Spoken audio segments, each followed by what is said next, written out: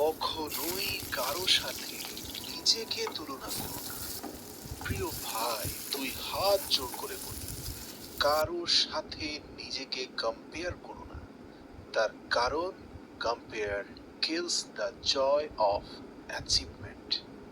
তুলনা তোমার অর্জিত কৃতিত্বের আনন্দগুলোকে মুহূর্তের মধ্যে হত্যা করে ফেলে।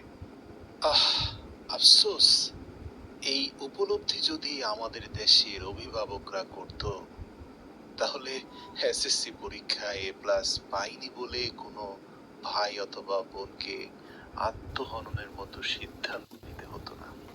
দেখো প্রিয় ভাই, তুমি যেটা অর্জন করেছো সেটাকে যদি তুমি কম্পেয়ারের লিস্টে ফেলে দাও, তাহলে এই পৃথিবীর প্রত্যেকটি অর্জনের উপরেই কোনো না কোনো অর্জন তুমি খুঁজে পাবে, আর মুহূর্তেই তোমার অর্জনের আনন্দকে ধুলোর সাথে মিশিয়ে দেবে এই কম্পেয়ার।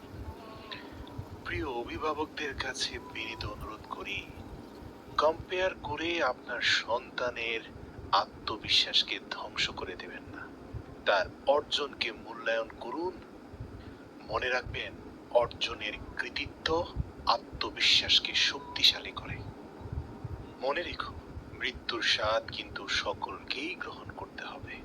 হ্যাঁ, একজন কোটিপতিও ছাড় পাবে না, একজন ভিখারিও ছাড় পাবে না।